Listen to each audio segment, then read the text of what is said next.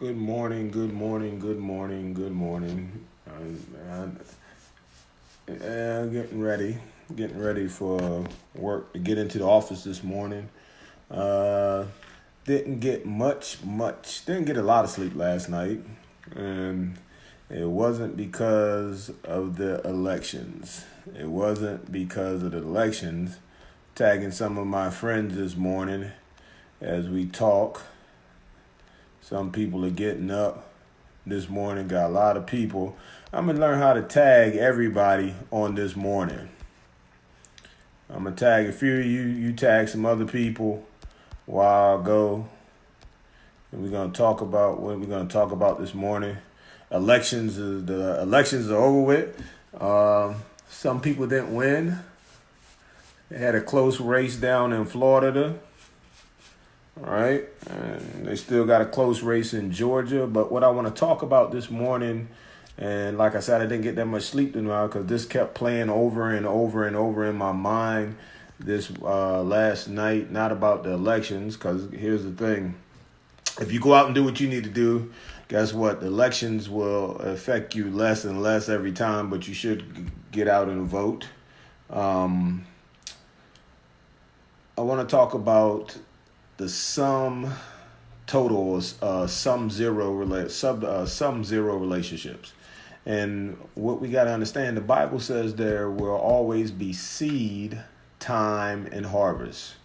And there is a direct correlation between what you plant or what you sow and what you receive and the end of something in the form of fruit. And I got to thinking about this about midnight last night.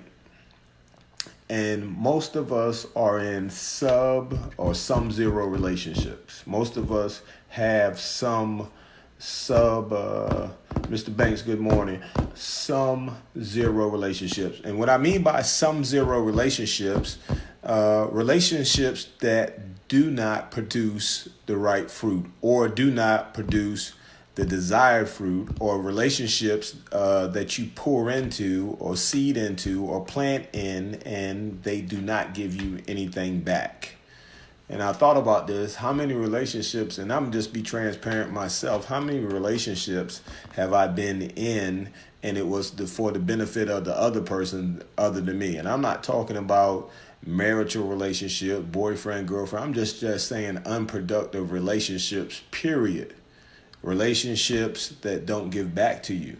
The base scripture, there will always be seed, time, and harvest. So whatever seed that you plant should come up with the fruit that you desire. You can't plant an apple seed and expect to get oranges. You can't plant a watermelon seed and it grow into a cantaloupe.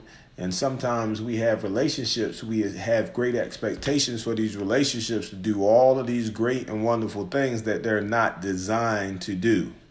I hope that wakes somebody up this morning, especially in our personal relationships. We have an expectation that the other person is going to do or be something that they're just not capable of being, and we drag these things on for years and years and years. If the Joker was lazy when you first met him, ladies, he's probably gonna be lazy in the next couple of years. If she was I don't know, for the young folk, if she was a thought when you met her, guess what? She's probably gonna be a thought housewife. I know people don't like me talking about this, but here's the thing: these things need to be addressed. If she spent a lot of money when you met her, she's gonna spend a lot of money when you married to her. If he didn't work and play Nintendo when he was your boyfriend, he's probably going to be playing Nintendo and PlayStation or wherever they play now. You understand, Fortnite, I think that's what they be playing now. He's probably going to be on the sofa playing that while you out working. So some zero relationships can be concluded or wrapped up in one thing. Never put expectations on a relationship where the seed or the fruit has not been produced in the past. A lot of people say, well, okay, what about your job? A lot of people come back to me and they talk about, well, why did you spend so much time in the military? Why did you spend so much time in the Army? Well, the Army and the military was not a sum zero relationship for me because guess what? At the end of the relationship, guess what? I walked off with a fat check. Amen, somebody. Big Kurt, what's going on? See, the thing we got to understand that here's the thing: if you're in a relationship, you want to get out of that relationship what you put into the relationship, and we're living in a time where guess what? Let me just talk about this. This is election time. A lot of African Americans people thought because you voted for Obama that you were going to get something out of him that just because he was black, and that did not happen. And guess what? You turn on him after the election. Well, he didn't do anything for us. Well, you didn't do anything for yourself. So the expectations for you was skewed in the fact that you thought just because he was a black man that he was going to be able to help you any more than any other president was going to help you. Some zero relationships. We live in a time where people, and here's the thing, here's another misnomer. People always say marriage is 50-50. That's a lie. Marriage is whatever you're willing to accept. It could be 60-40.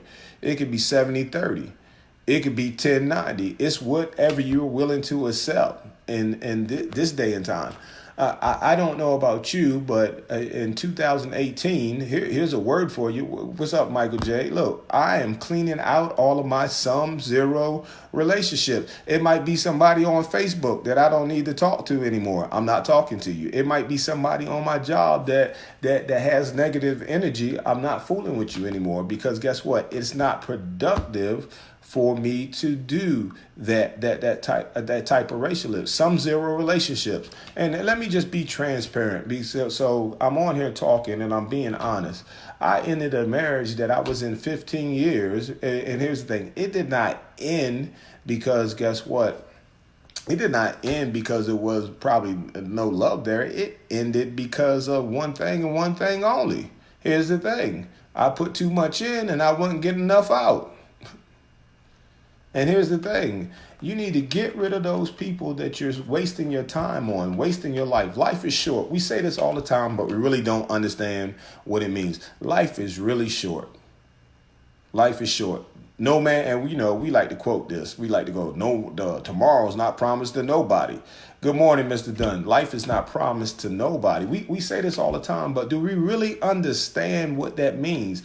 I don't have time, as short as life is, to spend time in some zero relationships that are not productive. Relationships, for me, relationships that don't add anything but take. And here's the thing. It's done took me 5 years, 10 years to realize that guess what?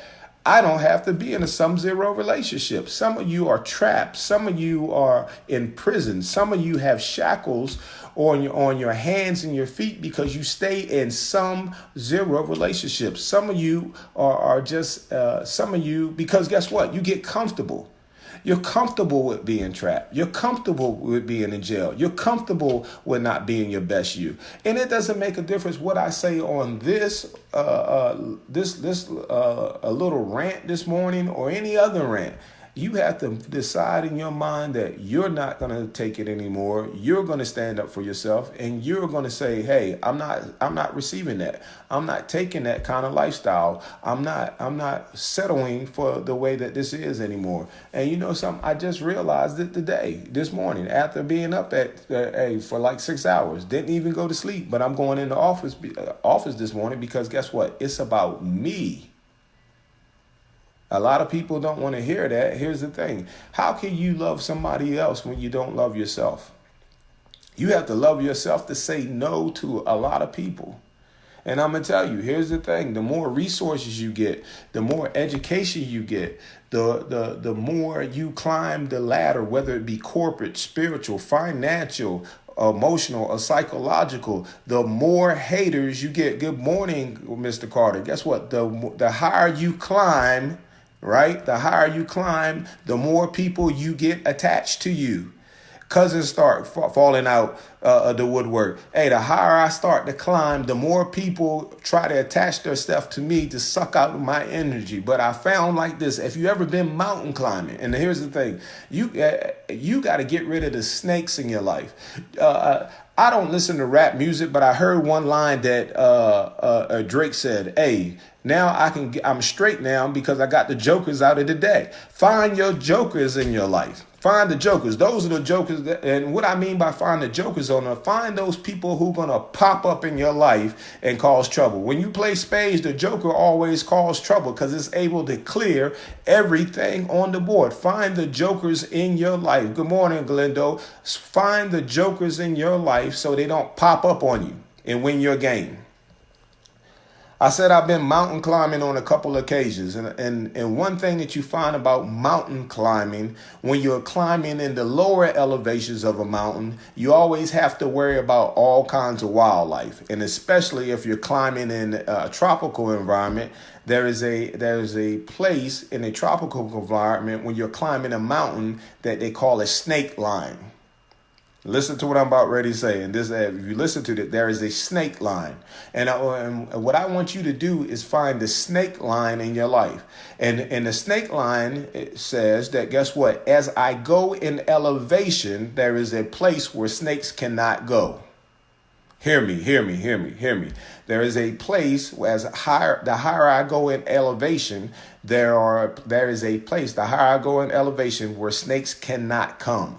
Snakes cannot habitate. Snakes cannot survive. So what we have to do in our lives is we need to climb the corporate ladder, the job ladder, the spiritual ladder, the sociological ladder, the psychological ladder, far enough in our life where the snakes can't get to you. So they don't pop up. There is a place.